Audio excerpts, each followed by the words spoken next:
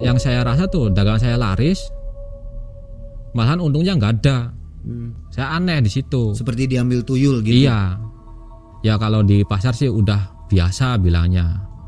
Banyak bangsa-bangsa halus usaha yang kayak gitu tuh. Jadi kalau kamunya polos ya biarpun dagangan laris juga kamu duitnya udah habis. Memang kalau di pasar selalu atau hampir semua melakukan mistis-mistis begitu, pesugihan lah istilahnya. Mayoritas mangai. Jadi kalau yang nggak pakai itu tertinggal.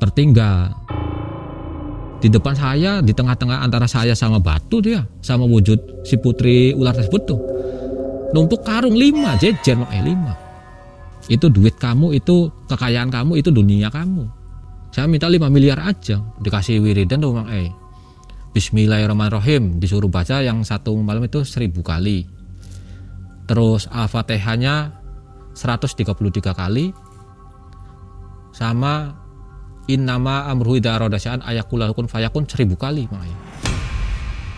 Akibat kehancuran usaha yang dijalani, seorang pria nekat menjalin janji sesat. Perjanjian dengan tumbal musuh ia jalani dengan harapan dendam bisa menjadi kekayaan. Namun tipu daya iblis sungguh menyesatkan karena tumbal berganti jadi orang tersayang. Manisnya tipu muslihat makhluk goib ini tak bisa hilang dari ingatan kelam Bang Hen.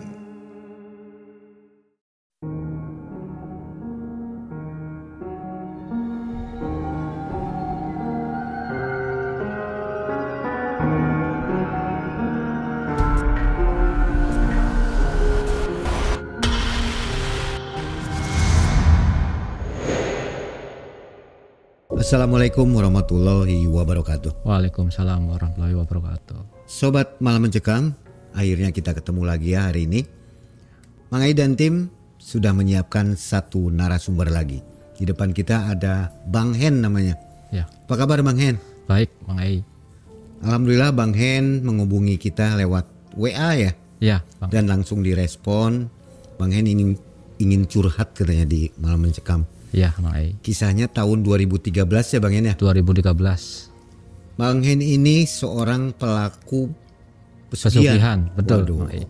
Makanya harus ditutup katanya. Siap, Mang Ai. Wajahnya ya. Ya, betul. Itu ya alasannya? Ya, Mang Ai.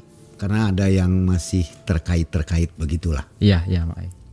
Sobat, mudah-mudahan kegiatan pesugihan atau tujuan melakukan pesugihan tidak menjadi cita-cita kita ya. Iya, betul, Mang Ai. Singkirkan karena sifatnya akan buruk ya.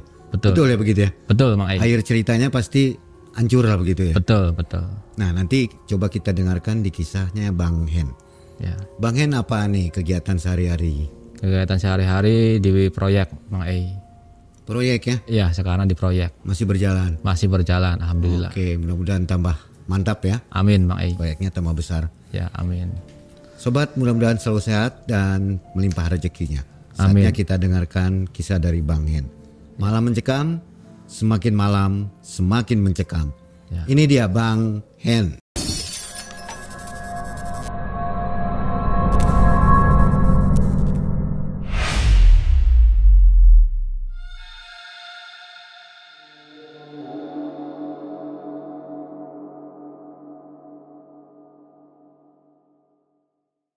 Jadi begini Mang Ai, awal kisahnya di tahun 2009 saya menikah Mang Ai. Nah kebetulan istri punya usaha di pasar Mang Ai, jualan makanan frozen food. Saya fokus di usahanya istri, ngebantuin Mang Ai. Jadi tiap jam 12 malam saya berangkat ke pasar sama istri jualan. Jam 7 paling lambat jam 8 pagi kita baru pulang. Jadi di tempat dagangan saya tuh yang lebih laku Mang Ai banyak. Kayak jenisnya tahu bulat, puyam, bakso goreng, nugget yang buat jual serba 2003 gitu Mang Ai. Kulit lumpia, aneka sosis gitu. Banyak lah Mang Ai produk-produknya. Omset bagus ya sehari? Omset lumayan bagus Mang Ai. Makanya dari awal kita nikah ngebantuin istri di pasar jualan tuh. Alhamdulillah berjalannya waktu kita berkembang Mang banyak yang malahan saya tuh produk-produk tuh banyak yang saya kembangin, ngisi ke tempat-tempat jualan lain di pasar-pasar lain juga. Istilahnya saya tuh sampai jadi agen nomor 1 di situ. Sampai berkembang, punya modal, saya kembangin lagi di usaha lain lagi Mang Terus di basic saya juga kan diproyekkan. Jadi pengen saya tuh punya CV ataupun ngeborong istilahnya, ngeborong proyek suatu kerjaan. Jadi di situ saya tuh harus kerja keras. Siangnya saya fokus di kerjaan proyek, malamnya saya di pasar. Berjalannya waktu tuh ada salah satu masalah di usaha yang di pasar. Jadi ada yang nggak seneng. Sekitar 2011-an lah. Jadi ada yang buka jualan lagi di samping tempat saya tuh. Bahkan harganya di bawah harga dagangan saya. Malahan tuh yang saya rasa tuh dagangan saya laris. Malahan untungnya nggak ada. Jadi saya tuh berpikirnya, wah ini nggak beres ini tuh. Bahkan di nota pembelanjaan dari pabrik banyak minnya. Jadi saya nggak bisa setor full ke pabrik tuh. Jadi barangnya habis, duitnya nggak ada. Kok bisa? Saya juga nggak tahu. Saya aneh di situ. Seperti diambil tuyul gitu. Iya. Saya nanya ke sana ke sini tuh belum ada solusi yang tepat gitu untuk nyelesain masalah jualan di pasar. Nah itu masalah uang hilang juga. Saya nanya ke UA ya kebetulan juga UA saya kan orang agak ngerti gitu.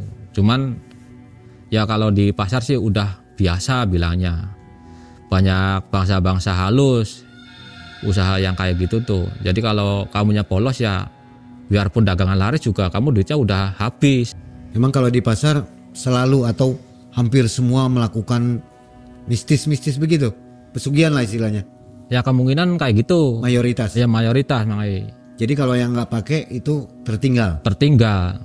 Sedangkan Bang Hen nggak pakai apa-apa. Nggak pakai apa-apa. Polosan. Sampai makin berkurang omset. Bahkan langganan yang biasa saya isi juga dia punya produk sendiri, ada yang isi lagi. Jadi di situ udah morat-marit usaha di pasar tuh. Nah kebetulan di tahun sekitar akhir 2011 saya tuh ada tawaran kerjaan proyek dari temen. Jadi saya nggak fokus di usaha yang di pasar, saya fokusnya di proyekan sama teman kerja sama. Saya punya modal segini, terus berapa bulan dikerjain saya dapat untung segini, ya sekitar 10% dari nilai proyek. Berapa itu?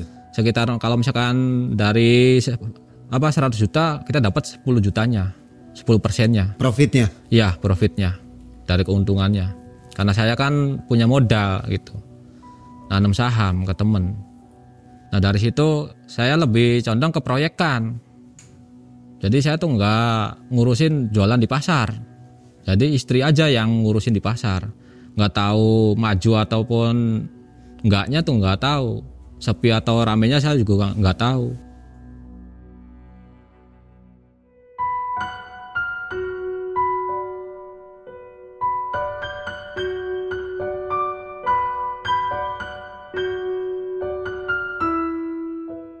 Saya taunya masih berjalan aja usaha di pasar.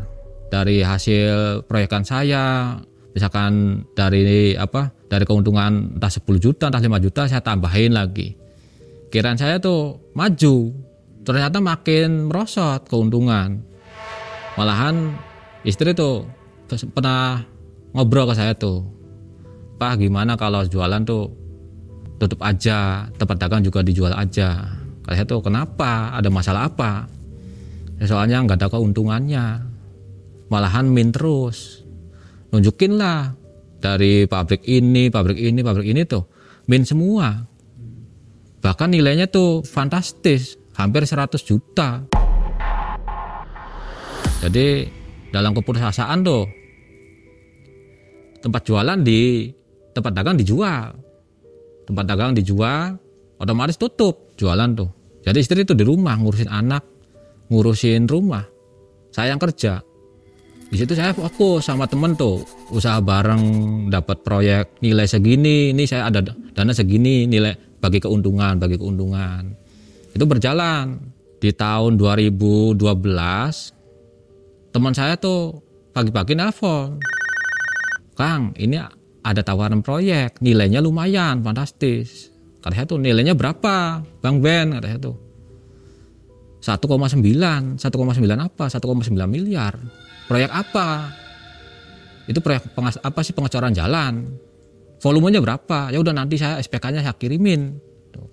Nanti jam 10 kita ketemuan aja, nanti ngobrol di warung kopi aja biasa, nanti kita ngambil SPK, bilangnya gitu. Oh ya udah siap, kata itu. Nah, itu pas jam setengah 10 saya udah luncur ke warung kopi yang kita udah janjian sama Bang Ben, teman saya yang dari Kuningan nih. Nah, pas jam 10 kurangan Bang Ben tuh teman saya datang. Dia kegirangan. Waduh, alhamdulillah Bang Hen sekarang dapat proyek gede. Nilainya 1,9. Kemarin-kemarin kan dapat tuh yang nilainya 100, 200, di bawah 500 lah. Sekarang dapatnya gede. Sanggup enggak Bang Hennya nih modalnya? Kira-kira modalnya berapa nih Bang Ben, kata saya tuh. Ya kalau 800 sih cukup, bilangnya. Kalau 500 ya udah siap, kata saya tuh, nanti saya gandain mobil. Waktu itu kan saya punya mobil Mang Ei. Udah saya pelajari SPK ya. Udah saya sanggup, kata saya tuh. Ambil SPK-nya, kapan kerjainnya kita drop semua, kata saya tuh. Masalah material yang kita butuhin di lapangan. Ya udah siap. Saya sama Bang Ben nih ya, teman dari Kuningan, tekan kontrak kerja SPK. Udah selesai, kita siapin semua. Udah berjalannya waktu. Di situ menjelang PHO ada masalah. Ada masalah di lapangan tuh. Di situ kita kena penalti. Kena dendaan. Waduh, kata saya tuh pusing. Terus saya nelpon ke teman saya, Bang Ben tuh yang orang Kuningan. Bang Ben, kata saya tuh, ada di mana? Saya masih ada di rumah. Nanti habis duhuran saya ke lokasi. Ini saya tuh nemuin masalah. Perkiraan saya tuh rugi proyek tersebut tuh. Karena waktunya lewatin batas waktu. Nah terus di situ juga anggaran yang saya keluarin tuh membengkak. Ini koordinasi apa, kata saya tuh. Ternyata tuh ya banyak pembengkakan biaya yang nggak jelas. Jadi saya nemuin Bang Ben, saya bahas lah masalah proyek tersebut. Lalu Bang Ben, ini duit segini yang saya keluarin ke Bang Ben nih. Bahkan di nota-nota tuh tagihannya melebihi duit yang saya taruh. Ini gimana Bang Ben, kata saya tuh solusinya. Ya udah aja nanti, yang penting nunggu PHO aja dulu. Ya enggak, kalau PHO tetap dilanjutin juga ini hitungannya udah rugi, kata saya tuh. Udah pokoknya merugi aja. Yang penting, kata saya tuh, yang penting orang kerja sama material kebayar. Ya udah. Pikir saya tuh ya udah, kalau orang usaha kan ada untung ada rugi. Jadi saya pikir barangkali ini belum rezeki saya. Udah nanti gampang, kata saya tuh. Nah di situ saya juga pusing mikirin kerugian aslinya, pusing pisan karena bukan 100-200 ribu, ratusan juta. Jadi saya tuh aset satu persatu tuh aset saya tuh saya jual. Nah di lain waktu tuh saya ketemu sama teman Mang Ei, sama teman lama gitu tuh, namanya Bang Al. Bang Al tuh nanyain, waduh beres ya, sekarang sih jadi bos. Amin, kata saya tuh. Karena ucapan kan doa, jadi saya aminin aja dipanggil bos tuh. Amin, kata saya tuh. Cuman saya tuh sekarang lagi anjlok usaha saya tuh. Di pasar juga udah morat-marit, di proyek juga udah nggak jelas, kata saya Bang Al. Wah yang bener sih masalahnya apa? Yaitu yang proyek yang di sana, kata saya tuh. Rugi, mobil juga udah hilang, udah saya jual, kata saya tuh. Motor juga tinggal 2, kata saya tuh. Motor-motor kecil aja, jadi saya tuh rugi pisan gitu. Nah terus sekarang ada kerjaan apa lagi? Belum katanya tuh. Saya lagi nggak fokus dulu lah di proyek katanya tuh. Mau cari celah kerjaan yang lain. Nah di situ tuh saya nanya ke Bang A. Kata saya tuh, Bang A punya solusi enggak? Karena saya tuh takutnya nanti kalau saya diem kayak gini tuh nggak cari solusi, anak istri saya tuh terlantar.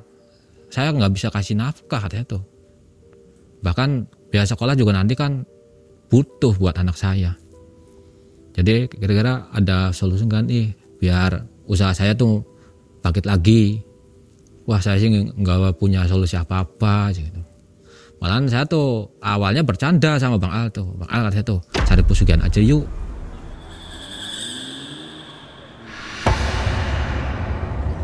Cari pesugihan aja yuk. Hah? Wah kamu itu pesugihan. Enggak katanya tuh. Yang dulu pernah Bang Al ini nyeritain tuh pernah nganter temen katanya tuh. Yang sekarang maju lagi usahanya. Ya pengen lah katanya tuh. Yang penting jangan numbalin anak istri ataupun orang tua ataupun keluarga katanya tuh. Ya kalau kamunya siap sih ada. Di posisi itu utang banyak. Utang udah banyak. Cuman yang di pasar yang banyak. Cuma saya yang ngerasanya tuh aset makin hari tuh makin hilang. Saya jual buat nombokin, buat bayar ini, buat nutupin biaya tiap harinya makan, kebutuhan sehari-hari. Jadi saya jual habis makanya. Ya udah buntu di situ. Makanya saya desak itu pas ketemu sama Bang Al teman saya tuh. Bang Al udahlah tolongin katanya tuh. Di daerah mana nih? Sok, yang penting jangan numbalin anak istri sama keluarga ataupun orang tua, jangan katanya tuh. Misalkan kawin sama siluman ular atau apa, ayo saya siap katanya tuh. Emang kamunya nggak takut? Enggak katanya tuh. Malahan ya saya tuh sambil bercanda tuh, setan sama saya tuh malahan jelekan saya. Wah kamu sih bercanda aja, kamu serius ya saya tuh serius Bang Al katanya tuh. Jadi di mana sok katanya tuh. Ya kalau kamunya serius sok nanti saya anter. Kira-kira tuh pesugihannya apa yang pernah Bang Al antar tuh, teman Bang Al yang diantar sama Bang Al ke sana tuh, di daerah mana katanya tuh, terus pesugihannya apa. Nah kamu sih pengennya apa? Ya kalau saya sih antara kawin sama misalkan jin ataupun peri ataupun kawin sama siluman ular gak apa-apa, yang penting saya dapat duit banyak katanya tuh, biar anak istri saya terjamin. Ya ada ya, saya ada temen ya yang akrab lagi sama juru kuncinya, tapi di sana di daerah Majalengka. Ya udah sok syaratnya apa nanti saya siapin. Kapan berangkatnya? Ya kalau yang saya pernah ngantar ke sana itu harus hari Selasa, terus kemitannya kemitan Wage ataupun Pon. Nah kebetulan di situ tuh di salah satu warungnya warteg lah, bilang aja warteg tuh. Saya nyari kalender, pinjem bu katanya tuh kalendernya, saya pinjem. Sekarang tanggal sekian, kemitannya sekian. Nah, pas di situ tuh, nah ini Bang Al katanya tuh hari Selasa Pon. Kamunya bener katanya tuh. Kira-kira biayanya berapa ke sana? Ya 500 juga cukup ya bilangnya. Enggak kalau untuk persyaratannya. Kalau persyaratan sih enggak terlalu mahal bilangnya. Semampunya aja. Ya udah Bang Al katanya tuh. Ini kan enggak ada 1 minggu nih untuk apa sih datang ke sana. Jadi gimana nih Bang Alnya siap enggak ngantar saya? Kamunya serius tak? Serius kata saya Bang Al. Ya udah nanti kalau misalkan ini yang penting saya sih misalkan ongkosnya diongkosin, makannya dijajanin ya udah siap kata saya tuh. Jadi saya tuh pas ngobrol-ngobrol di situ ya saya pulang ke rumah ngobrol sama istri ya. Mama tuh usaha dipasarkan bangkrut. Papa juga di sini tuh aset udah apa tambah hari tambah habis lah, hilang, saya jualin semua. Boleh enggak kalau saya pesugihan katanya itu. Yang penting saya enggak makan tumbal anak ataupun istri ataupun keluarga. Ya kalau emang solusinya kayak gitu sih sok-sok aja ya. Bilangnya tuh karena ya saya tuh udah enggak ada apa, udah enggak ada ini, enggak ada apa pikiran lagi untuk bangkit. Udah pasrah. Karena dia juga mau ke luar negeri, saya enggak izinin. Waktu itu tuh istri saya malahan sempat mau ke pergi ke luar negeri jadi TKW. Cuma saya nggak bolehin, saya nggak izinin. Kalau papa sih mah katanya tuh nekat. Mati sih mau jadi apa, yang penting mama sama anak tuh kecukupan katanya tuh. Gak punya utang dibayarin semua sampai lunas. Terus juga punya modal lagi. Ya udah ya. Nah terus singkat cerita tuh Mang pas hari Senin tuh ya, saya ke rumahnya teman saya lagi, nyamar ke rumahnya Bang Al itu. Nah, kebetulan Bang Al juga ada di rumah Mang ada di rumah. Saya tuh Assalamualaikum. Waalaikumsalam. Waduh Bang Hen ya gimana? Ya nggak gimana Bang Al kata itu. Itu kesana siap enggak? Ya tergantung kamunya, kalau kamunya siap sih saya sih siap aja ya, yang penting saya sih makan dikasih, ongkos juga dibiayain, siap kata saya tuh. Enaknya kapan nih berangkatnya, soalnya kan bilangnya kan ritualnya harus Selasa Pon ataupun Wage. Sekarang kan hari Senin, besok kan Selasa Pon. Gimana kalau misalkan sekarang kesana aja ke rumah kunciannya? Ya jangan sekarang, nanti aja agak sorean, nanti ke rumah teman saya aja yang lebih dekat sama juru kuncinya. Ya udah deh tuh. Nah di situ saya tuh sambil ngopi-ngopi sambil nungguin agak sorean itu Mang di rumah teman saya itu, di rumah Bang Al tuh, sambil ya ngobrol ngalor ngidul lah di situ. Habis asar ya, tuh Bang Al cepet mandi udah asar nih. Nanti keburu sore dulu. Oh iya ya siap. Dia mandi. Nah setelah mandi langsung ngeluarin motor berangkat ke rumah temannya Bang Al ini yang lebih dekat sama juru kuncinya, yang tahu seluk beluknya juru kunci. Nah di sana tuh saya dibonceng ke rumah temannya Bang A. Udah nyampe di rumah temannya Bang A, dia tuh juga ada di depan rumah lagi ngomong anak. Waduh lama nggak ketemu, tumben sekarang kesini ada apa? Biasa aja, ada orang puyeng bilangnya tuh. Aduh diomong kayak gini saya juga agak tersinggung ya Bang dia omong orang puyeng tuh, cuma saya diem aja lah. Siapa yang mau ke sana? Ini teman saya. Mau pesugihan apa? Mau tuyul atau mau kawin sama jin? Udah ngobrolnya dalam aja. Saya tuh diajak masuk ke rumah temannya Bang Al tuh. Namanya tuh Mas Denny. Ngopi ang ya ngopi kata saya tuh biar fresh pikirannya, dibikinin kopi lah sama istrinya. Terus ngobrol-ngobrol tuh, emang kamunya udah nekat ke sana tuh. Emang tujuannya apa ke sananya? Saya tujuan ke sana tuh pengen kaya, pengen banyak duit, pulang dari sana tuh banyak duit. Apa sih bawa duit banyak? Ya yang penting kamunya udah nekat, kamunya berani, kamunya siap dan sanggup untuk ngejalaninnya, bisa terwujud. Nah saya tuh nanya di situ sama temannya Bang Al nih, Mas kata saya tuh, pernah enggak ngantar orang ke sana sukses? Bahkan Mas sendiri tuh tahu bahwa duitnya segitu banyaknya. Pernah Mas, itu sama Bang A juga. Temannya Bang A sekarang jadi bos. Bos apa itu? Bos nasi goreng. Dulu bangkrut, rumah dijual, bahkan kendaraan juga nggak punya. Di situ saya percaya itu makin percaya makin nekat. Ya udah gini, saya sih kira-kira di sana tuh ada enggak? Kalau misalkan kawin sama jin ataupun peri ataupun siluman ular lah, yang penting pas ketemu sama saya tuh bentuknya jangan ular, karena saya tuh takut sama ular. Ataupun jual musuh. Ya kalau yang pernah saya antar jual musuh, ya, itu lebih gampang. Itu nggak ada tumbal apa sih anak ataupun istri. Nah ya udah kata saya tuh, saya ngambilnya itu aja. Syaratnya apa? Ya kalau persyaratan sih nanti tinggal ngasih duit aja ke juru kuncinya. Berapa katanya tuh? Ya semampunya ngasihnya. Ya bukannya semampunya, kalau misalkan saya nggak mampunya 50.000 gimana? Ya jangan segitu. Ya minimal 200 atau 300. Nah kebetulan saya tuh di situ bawa duit 500.000 Bang Jadi saya tuh kalau dari sini ke sana kira-kira naik apa? Naik helep bilangnya tuh. Nanti turun, nanti kesananya jalan kaki. Kira-kira help tuh berapa ongkosnya? Kalau bertiga nih, ya 10.000 aja 30.000. Ya udah cukup lah kan itu ya. Ya udah gampang. Kalau ongkos sih saya cukup nih. Kira-kira jam berapa kita berangkat ke sana? Ya nanti habis maghrib. Ya jangan habis maghrib sih katanya tuh. Sekarang aja yuk, nanti takut susah cari helpnya. Udah gampang ya bilangnya tuh. Nanti habis maghrib aja tanggung, udah lagi adzan. Kira-kira di sana tuh berapa hari kita ritualnya? Ya kalau udah kamu badannya bagus, nasibnya bagus sih sehari juga jadi. Yang penting kamunya nekat. Nah terus syaratnya gimana nih dari sini ke sananya? Oh iya, pokoknya kalau kamu udah nekat, nih nanti kalau kamu udah mau berangkat nih dari sini, jangan baca bismillah, jangan sebut asma Allah, jangan. Misalkan kaget atau apa, ya Allah atau apa, jangan. Nanti itu bikin gagal nanti sananya.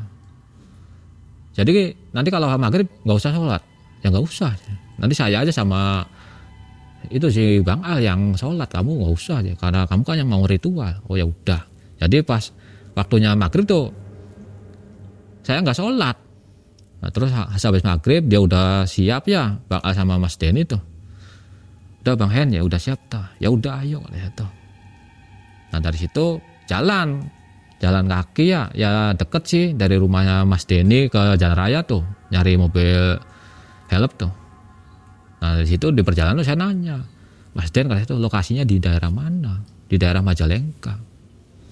Majalengkanya di mana? Karena saya tuh banyak teman Majalengka tuh. Sana di daerah bilangnya tuh. Tempatnya apa namanya? Gunung. Pas nyampe di Jalan Raya, help tuh langsung nyamperin. Kebetulan tuh langsung nyamperin, nggak nungguin lama. Jadi langsung saya naik ke sana, naik mobil help ke arah Majalengka. Saya udah seneng banget itu tuh. Jadi nggak ada masalah, di perjalanan juga nggak ada kendala.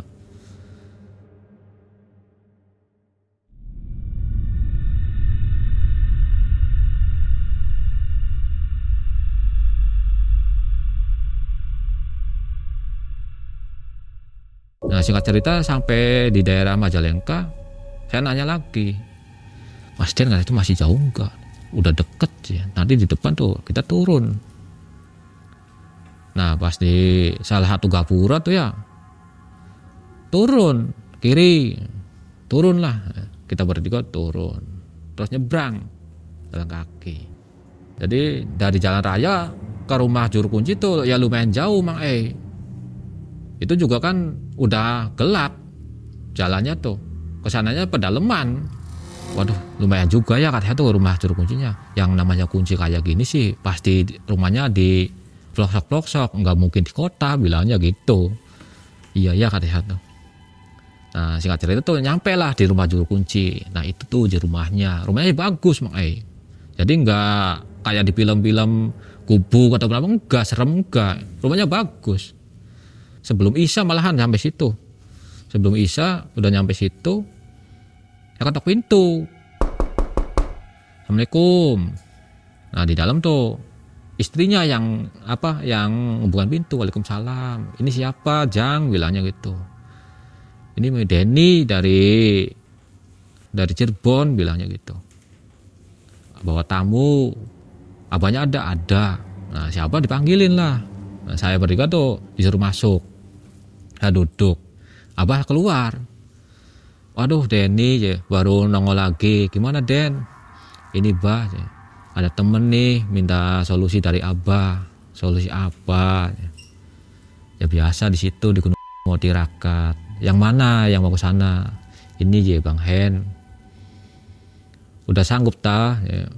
Apa tong bilangnya tuh kalau tirakat di sana. Siap Bah katanya tuh. Yang penting saya pulang dari sini banyak duit nih buat bayar utang, buat menuhin kebutuhan anak istri.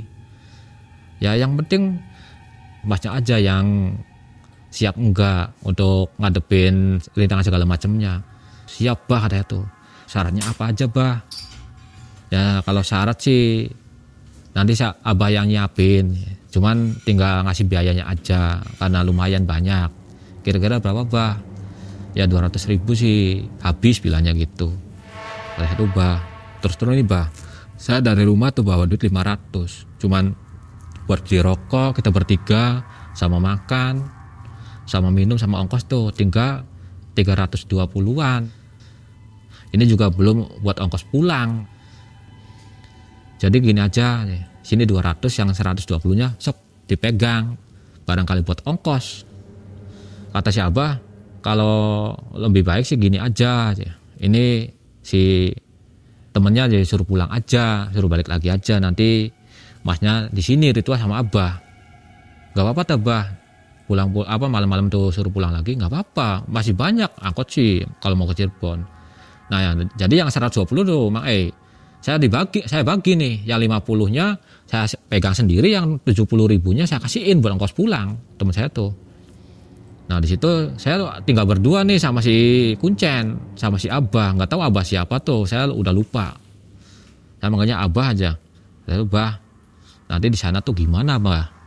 Ya nanti di sana saya ritualin, tapi nanti agak malaman aja. Kalau di masjid udah nggak ada suara-suara adzan ataupun orang ngaji, kata si Abah tuh. Oh ya udah Abah siap. Selang berapa lama tuh Mang istrinya Kuncen tuh ya ngasihin sesajen Mang satu nampan. Itu komplit, ada bunga, ada dupa, terus ada makanan, bahkan ada di mangkok tuh namanya rujak uni. Nah ini syarat utamanya buat manggil raja jin yang di situ, yang punya duit banyak. Kira-kira kapan nih Abah, masih lama nggak kesananya? Ya udah nanti sekarang nih Abah siap-siap dulu nanti kesana. Nah, terus tuh di situ Abah udah keluar lagi dari kamar ya. Ini nanti dupa kamu pegang, satu pak itu Mang dupa tuh. Nanti di sana kalau Abah udah ritualin, Abah udah pulang lagi sampean Abah tinggal, dupa tersebut jangan sampai mati. Kalau mau menjelang mati juga nanti dupanya disambung lagi, nyalain ini koreknya, ini dupanya. Nanti sesajen sih, nanti Abah yang nyugu bilangnya gitu. Ya udah siap. Gitu. Cuma saya tuh di perjalanan tuh ya, Bah katanya tuh nanti ini pesugihannya apa? Saya tuh mintanya jual musuh katanya tuh. Jangan sampai numbalin anak istri ataupun keluarga. Ya nanti aja di sana bilangnya gitu. Di situ ada keraguan nih Mang saya tuh ada keraguan karena saya takutnya tuh ya keluarga ataupun anak istri yang buat tumbal pertama. Cuman Abah tuh nggak terlalu detail karena kan bilangnya tuh nanti itu sih perjanjian sendiri antara raja jin sama kamu. Jadi saya tuh udah berangkat.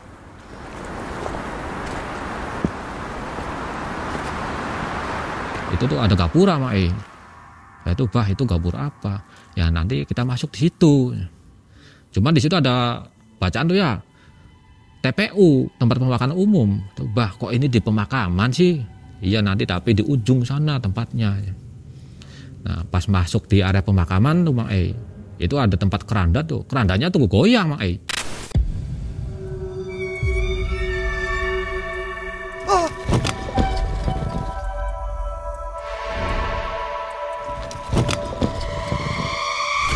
kok goyang-goyang sih kerandanya? Udah tenang aja, biasa itu sih nyambut bilangnya gitu. Soalnya kalau orang yang tujuan pesugihan ke sini pasti disambut. Yang penting kamu nggak usah takut, itu sih nggak bakalan makan kamu bilangnya gitu. Ya nurut aja ngikut sama Abah tuh yang. Itu gelap jalannya, nggak ada lampu sama sekali di area pemakaman, bahkan kaki saya tuh nyandung-nyandung kuburan Mang Ya kalau takut sih pasti ada, cuman saya tuh udah nekat lah katanya tuh. Yang ini kan ada Abah. Terus makin masuk ke area penguburannya, itu ada salah satu tempat tuh Mang agak tinggi kayak bukit Mang pohonnya gede 3. Bahkan itu apa ya, nanti kita di sana. Terus boleh nggak Bah di ini apa sih pakai senter HP tuh? Jangan, nanti takut keganggu bilangnya gitu. Karena kamu kan udah niatnya bulat ya, udah Bah. Nah, masuklah ke area situ Mang naik. Licin itu jalannya Mang banyak lumut. Karena banyak pepohonan rimbun lah, pokoknya kayak hutan di situ tuh, di ujung pemakaman tuh. Saya naik di tempat tersebut ya. Saya tuh, Bah ini ditaruh di mana nih sesajen? Itu di depan batu. Kok Bah batunya bolong? Udah jangan banyak tanya di sini sih. Jangan diem aja, taruh aja situ. Saya taruh sesajen tuh di depan batu. Jadi pas naik ya, kayak semacam bukit, di puncak bukit tuh Mang ada pohon gede 3. Nah di tengah-tengah tuh ada batu. di batu tersebut tuh bolong, Mak. Kepala saya juga kalau masuk situ masuk. Nah, saya taruh di situ, terus si Abah tuh siap-siap ya. Dia tuh membacain mantra segala macem. Saya disuruh duduk di belakangnya. Udah, kamu duduk aja di belakang dulu. Nanti kamu diem di sini, gak usah ngomong macem-macem. Terus nanti kalau misalkan Abah udah selesai ritual, nanti Abah tinggal. Nanti jangan lupa, dupanya jangan sampai mati. Siap, Bah, katanya tuh. Nah, nanti yang datangnya siapa? Ya kalau yang datangnya ngasih duit itu, ya itu raja jinnya. Nanti godaannya banyak ya, Bah. Ya itu sih biasa ya. Udah tenang aja lah, begitu saya di hati saya tuh, tenang aja. Setan kalau yang ngasih duit ya sok aja, saya nongol. Kalau nggak ada duit ya nggak usah nongol lagi, katanya tuh. Ya udah sombong di situ tuh, Mang. Yang pertama juga saya udah agak seneng tuh, berhasil nih di tempat ini. Si Abah nih udah selesai, terus megang paha saya, mas siap ya, jangan tidur sini tuh, nanti Abah pulang dulu. Nanti kalau pokoknya semalam nih Mas di sini saya Abah tinggalin. Nanti kalau misalkan ada suara apa aja Mas jangan lari, ataupun wujud apa aja jangan lari. Sebelum ada yang datang ngasih duit banyak, yang Mas inginin berapa tinggal sebutin. Yang penting kalau ada hantu apa aja, setan apa aja tuh jangan lari. Tapi kalau misalkan ada salah satu raja jin yang nongol, ucapin aja.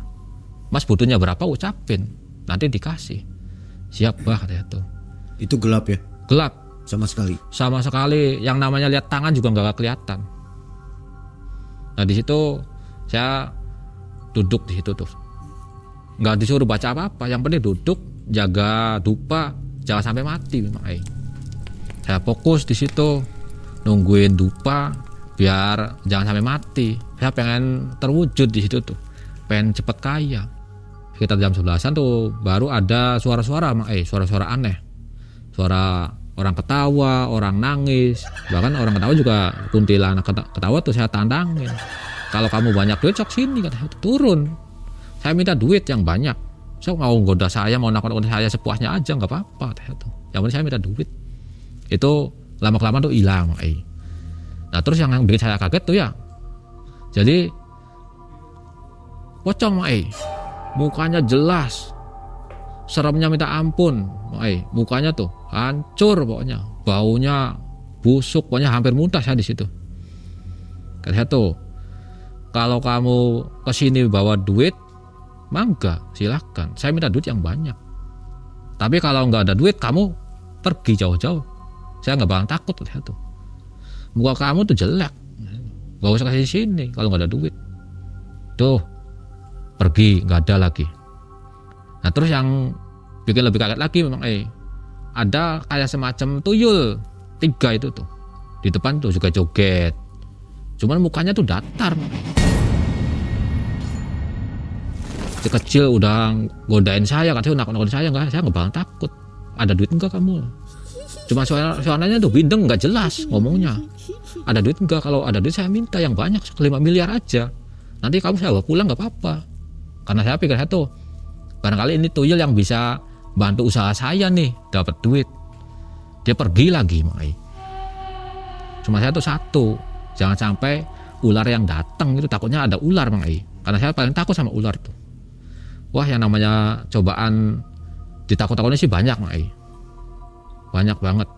Suara yang nggak jelas, suara kayak orang gerem ada, nggak ada wujud. Bau bakaran singkong itu tuh nyengat banget. Nah tiba-tiba tuh ada angin nih, pertama sepoi-sepoi enak adem, tapi baunya wangi, wangi banget. Nah setelah wangi tuh ada bau agak amis, angin kenceng tuh bau amis kayak semacam ular. Cuma saya tuh nggak fokus di batu yang bolong tersebut, nggak fokus. Saya fokusnya jangan sampai ini mati. Saya sambung lagi, kalau dikasih dikit tuh dupanya, saya sambung lagi. Pas bau amis angin kenceng tuh ya, itu si batu yang lubang batu tersebut tuh tadinya gelap, nggak kelihatan di sana tuh ada apa-apanya tuh. Kayak terang, kayak siang pas di lubangnya tersebut, kayak siang. Saya lihat-lihat tuh di sana tuh kayak di tengah-tengah laut Bang Ai. Ombaknya kenceng, tapi airnya tuh nggak keluar ke sini, nggak keluar ke saya airnya.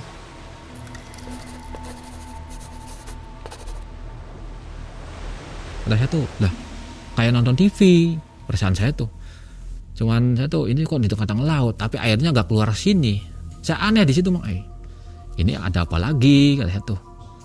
Pikir saya tuh, kalau misalkan ada raja ataupun ratu siluman yang mau keluar, mau ngasih duit ya sok cepetan kata saya tuh. Nah itu di tengah-tengah tuh Bang Ai. Kayak badannya ular, panjang, gede.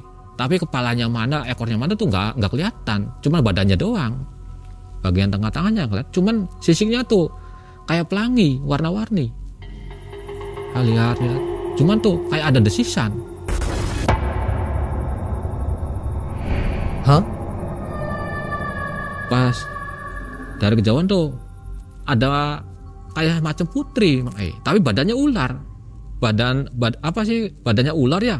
Kepalanya tuh dari dada ke sininya manusia. Cantik banget. Agak mendekat banget di saya tuh ya. Nongol di lubang batu tersebut tuh nongol. Saya tuh kaget, agak mundur. Cuman saya tuh nggak lari gitu tuh.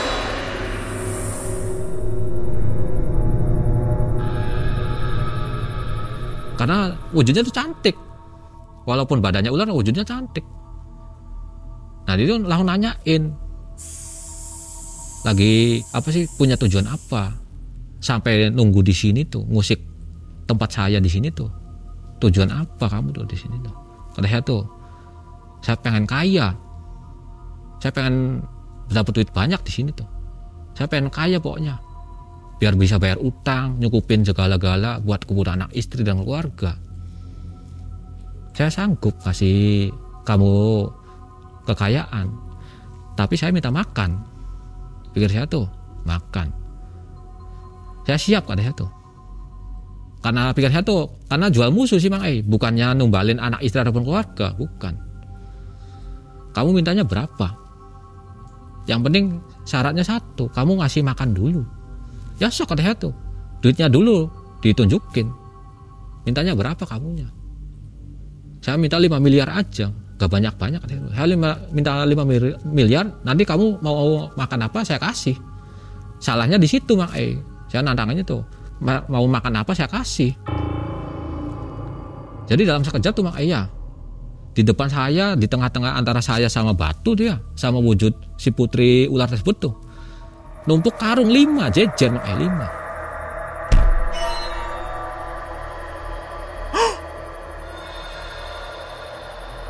Nah si putri tersebut tuh ngomong, itu yang 4 karung boleh sampean bawa pulang.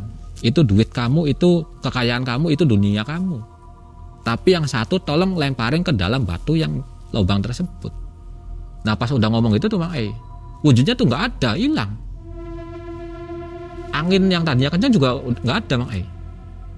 Yang tadinya kencang tuh, angin hilang, wujudnya juga hilang. Nah batu tersebut tuh hitam lagi, tapi bolong Bang Ai. Tetap bolong, cuman di sana tuh kayak nggak nonton TV lagi, bukannya ombak di tengah-tengah lautan, bukan, gelap lagi. Jadi saya tuh milih di situ tuh ya, saya taruh dupa, tapi keadaan nyala ini Bang, saya tancepin di tanah, saya milih, ambil yang paling dekat sama saya. Pas saya mau ngambil, saya pegang ya, itu di dalam karung tersebut tuh ada suara anak saya manggil-manggil saya, papa, papa. Saya ambil peluk ya, saya nyebut ya Allah kata saya tuh. Nah pas saya nyebut ya Allah itu kayak saya tuh dilemparin Bang. Untung saya nggak pingsan so, untungnya tuh. Cuman kalau sikut, badan sakit semua, bahkan sikut berdarah. Gitu. Berapa meter terlemparnya? Kurang lebih 3 meteran terlempar tuh. Jauh sekali. Iya, kurang lebih 3 meter saya terlempar. Seperti ada yang dorong gitu. Iya, kayak dilemparin aja. Pas saya ngambil karung terus saya sebut ya Allah gitu tuh. Saya terlempar, terpental. Tapi saya keadaan terpental tuh, karung yang saya pegang tuh masih ada. Saya peluk aja. Di situ saya nangis Bang Ai. Ya Allah katanya tuh, ini anak saya. Dasar apa sih, demit tuh bohong katanya tuh. Masa jual musuh, masa anak saya yang mau saya tumbalin. Saya pegang terus. Saya liatin di situ tuh ya. Barangkali karung yang 4-nya masih ada. Kalau masih ada nanti saya bawa pulang semua gitu Mang Ai. Yang penting ini saya bawa, nggak saya masukin. Ternyata di situ nggak ada karung yang 4-nya Mang Ai.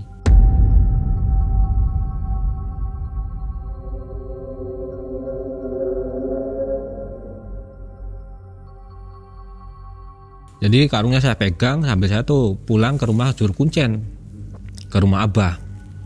Saya jalan, pas nyampe depan rumah Abah saya ketok pintu. Assalamualaikum Mbah, kata itu. Saya sambil nangis Mang Ai di situ. Karungnya sebesar apa? Karung goni aja, kayak karung beras yang 25 kilo, tapi itu karungnya karung goni, bukan karung plastik, bukan karung goni. Tapi nggak ada suara lagi pas saya bawa pulang ke rumah Kuncen tuh, nggak ada suara anak saya. Berat? Enteng, cuma saya peluk aja. Pas nyampe rumah Juru Kunci saya ketuk pintunya. Assalamualaikum Mbah. Waalaikumsalam. Masuk tong. Saya masuk duduk. Kamu berhasil tak tong? Enggak Bah, kata itu. Kenapa? Saya tuh didatengin Ratu Ular, kata itu. Cantik. Cuman tuh saya udah tawar menawar ya, udah ngobrol, saya minta duit 5 miliar, dikasih apa Bah, kata saya tuh 5 karung. Cuma yang satunya tuh, yang ini tuh suruh dimasukin ke batu, ke batu yang ada lubangnya. Cuman pas saya ambil tuh ada suara anak saya. Ya udah kamu berarti gagal dong. Jadi gimana Bah, kata saya tuh. Ya udah kamu pulang aja. Nanti ini karung kamu bawa pulang, jangan kamu buang. Kamu nanti nyampe rumah, cepet gali lubang di depan rumah kamu, kalau bisa di depan pintu rumah kamu. Digali, terus kamu karung ini dikubur. Sebelum dikubur, diguyur dulu pakai air putih. Kamu bacain Al-Fatihah, bilangnya gitu. Nanti biar nggak ada apa-apa buat ke anak kamunya. Ya udah Bah, makasih, katanya itu. Terus di situ juga ditawarin makan dulu atau enggak, katanya itu Bah. Saya pengen langsung pulang. Itu sekitar jam 1 pagi. Waktu itu mintanya jual musuh. Jual musuh? Memang punya musuh? Ya kalau musuh sih nggak ada sebenarnya. Cuman pikir saya tuh, ya kalau orang lain sih nggak apa-apa gitu. Rencana siapa? Ya rencana sih ya nanti kamu mikir lagi Mang Ai. Gitu. Jadi nggak punya musuh ya? Nggak punya musuh. Cuma yang penting bukan saudara ataupun anak istri aja gitu. Nggak taunya anak sendiri. Ya? Jadi saya tuh dari rumah Kuncen saya keluar ya, sambil saya ini peluk itu tuh karung, keluar ke jalan raya, nunggu mobil help tuh lama Mang Ai. Sekitar hampir 2 jaman, dari jam 1 jam 3-an saya baru dapat mobil. Cuman pas ini tuh kali itu lah kenal ini tuh, ternyata tuh mobil help tuh supirnya teman saya Mang Ai. Kali itu Dadang, itu teman saya, orang Majalengka. Dang, katanya tuh, hei kamu dari mana Bang Hen? Dari rumah si Abah. Saya tuh ceritalah ke Dadang tuh, ke supir tuh ya, katanya tuh pesugihan Dang, katanya tuh, karena terpaksa. Wah kamu sih yang aneh-aneh aja sih, kamu tuh udah sukses masa kayak gituan. Nggak tahu aja Dang kamu sih, saya tuh udah bangkrut Dang, katanya tuh. Jadi kamu mau kemana? Mau pulang Dang, tolong anterin. Ya udah, tutup aja pintu sampingnya, saya tutup. Jadi dia tuh nggak nyari penumpang lain Mang Ai.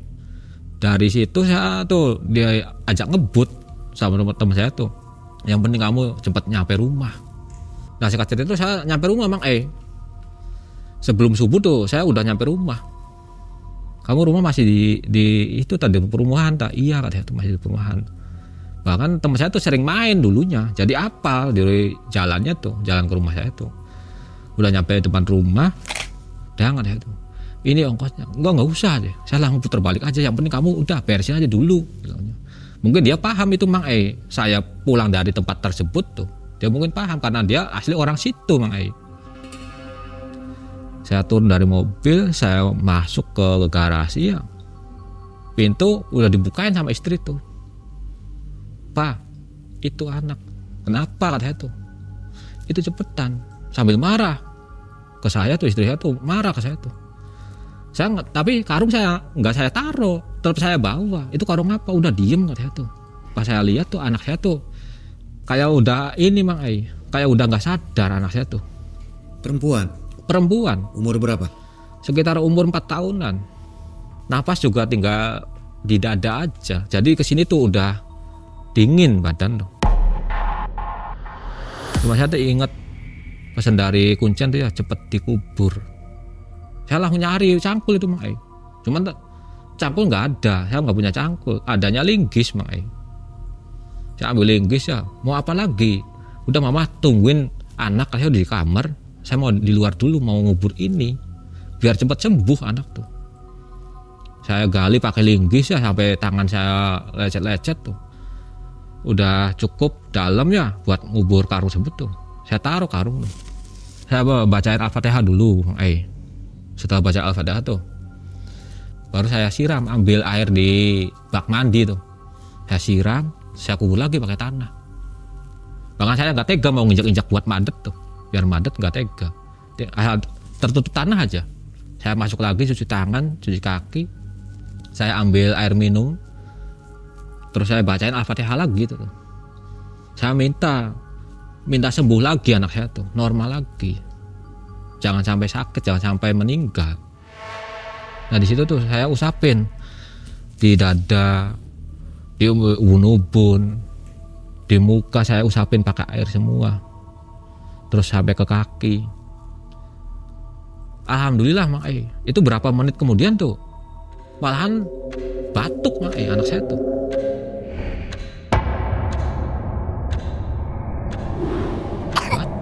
Malahan minta minum.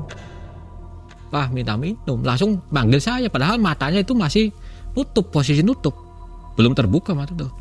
Minta minum. Saya langsung pangku itu tuh. Saya minumin air doa tersebut tuh. Al-Fatihah tersebut. Saya minumin. Baru melek. Papa tadi kemana aja bilangnya tuh. Tadi nyariin papa nggak ketemu-ketemu. Kok rumahnya gelap sih. Tapi sekarang sih terang. Nah saya tuh sambil nangis saya peluk ya alhamdulillah anak saya udah sembuh lagi. Istri saya ngoceh-ngoceh segala macam juga saya nggak ladenin. Itu tuh sampai subuh Mang sampai subuh. Ada subuh. Alhamdulillah ini tuh anak udah sembuh lagi. Cuman ada keganjalannya tuh kayak orang mangu Mang pikirannya tuh kayak nggak normal tuh. Aduh ya Allah ada apa lagi anaknya tuh. Pas tadinya tahu saya tuh papahnya. Pas setelah habis subuh tuh nggak kenal. Sayanya siapa tuh nggak kenal, sama mamanya juga nggak kenal. Jadi dia tuh pengennya mainan terus. Mandi nggak mau mandi, makan juga susah. Tiap harinya tuh makannya apa sih pengennya tuh ya bukannya tiap hari ya mintanya tuh masako. Dikasih nasi nggak mau. Mintanya masako sama gula merah. Jadi saya tuh langsung pas sialnya tuh saya langsung ngobrol ke istri saya. Kali saya tuh banyak yang saya mau ngobrol ke mama tuh. Tadi ke sana tuh. Yang penting sekarang sih anak sembuh dulu. Cuman papa tuh sekarang aneh sih. Anak tuh kok kayaknya nggak normal pikirannya. Ya gimana sok biar normal lagi. Tanggung jawab Pak. Iya tanggung jawab deh tuh. Nanti kesana aja ke Uwa aja deh tuh. Ya udah cepetan ke rumah Uwa. Ya udah nanti dulu kalau masih pagi. Nanti agak siang kita kesana. Cuman anak tuh disuruh mandi tuh nggak mau makanya. Nggak mau mandi ngamuk. Kalau disuruh mandi ngamuk, disuruh makan ngamuk, digantiin baju juga ngamuk. Jadi mintanya tuh baju yang itu terus. Nggak mau diganti. Cuma saya tuh udahlah turutin aja. Agak siangan jam 9 saya berangkat dari rumah ke rumah Uwa saya. Uwa orang bisa? Orang bisa. Alhamdulillah Uwa saya tuh punya pondok pesantren Jadi di agamanya bagus lah gitu. Ya dulu juga lagi waktu bujangan saya di situ sering ngaji di situ. Jadi pas nyampe rumah Uwa saya langsung ketemu sama Uwa tuh. Langsung nanyain kamu tuh kemana aja nongol-nongol tuh. Katanya tuh sibuk Wak. Kamu tuh tega ya sama anak kamu sendiri. Dia langsung tahu Mang. Wah saya tuh langsung tahu. Bukannya saya tega. Saya tuh pengen bangkit lagi. Kamu salah apa sih? Jalannya salah. Kamu tuh mau diperbudak sama setan, sama iblis. Iya Wak, katanya itu saya salah. Jadi kamu pengennya gimana? Ya saya pengennya tadinya sehat normal, pengennya normal lagi, sehat lagi itu. Ya sok kamu kuat aja sok. Jadi saya tuh suruh gimana Wak itu. Kamu kuat nggak puasa? Kuat Wak, 3 hari loh. Insya Allah kuat Wak itu. Demi anak itu. Yang penting anak sehat normal lagi itu. Kamu tuh bandel kamu tuh. Kalau ada apa-apa tuh kamu tuh sini, nggak usah kemana-mana, kamu tuh sini, minta solusi, minta pendapat tuh ke Uwa, jangan ke orang lain bilangnya. Kalau orang lain tuh banyaknya ngejerumusin, bukannya ngasih nasihat yang bagus, malahan kamu tuh dijeburin. Iya Wak katanya tuh, saya salah, malahan saya tujuannya lain, malahan dapatnya tuh lain lagi, malahan anak saya mau jadi korban. Saya di situ minta maaf ke anak saya, ke istri saya, ke Uwa saya tuh minta maaf. Itu kamu nggak usah minta maaf, kamu tuh harus tanggung jawab. Ini anak kamu tuh perempuan, kamu sebagai bapaknya tuh harus tanggung jawab. Iya katanya Wak, tanggung jawab. Kamu sanggup nggak sok? Mulai malam mulai pulang dari sini nih, nanti sore kamu udah nggak usah makan, nggak usah minum, jangan tidur. Berapa hari? 3 hari 3 malam. Minum juga nggak boleh. Jadi kalau maghrib nggak boleh minum, nggak boleh makan. Kamu nggak boleh tidur, sedetik pun kamu nggak boleh tidur. Waduh, biar tuh sanggup enggak? Cuman saya lihatnya ke anak, saya harus bisa, saya harus sanggup. Saya di situ langsung ngambil komitmen, siap Wak katanya tuh. Sok 3 hari 3 malam saya siap. Kalau perlu saya di sini sama anak saya, biar istri saya yang pulang dulu aja. Nggak usah, kamu di rumah aja, nggak usah di sini. Karena masalahnya tadi di rumah, bukan di sini. Yang penting nanti Uwa kontrol dari sini. Nanti Uwa kasih nih buat wiridannya. Jadi cuman dikasih wiridan tuh Mang Bismillahirrahmanirrahim, disuruh baca yang 1 malam itu 1000 kali. Terus Al-Fatihahnya 133 kali. Sama Innama amruhu idza arada sya'an ayaqula kun fayakun 1000 kali Mang 1 malam itu tuh Mang. Habis sholat hajat, wiridannya 3 macam itu harus selesai dalam waktu 1 malam sebelum subuh. Selama 3 hari 3 malam bacanya itu. Kamu sholatnya jangan sampai telat, jangan sampai tertinggal. Dan nanti kalau misalkan pas mau sholat hajat, mau wiridan, kamu sediain air putih di gelas. Nanti kalau udah selesai wiridan, kamu tiupin 3 kali. Nah, air tersebut minumin. Terus diusapin ke muka sampai ke kaki. Nah, alhamdulillah Mang di situ. Ya, alhamdulillah sanggup. Sampai saya tuh 3 hari 3 malam, badan kurus kering, mata juga kayak keluar darah, Mang panas minta ampun, mata tuh.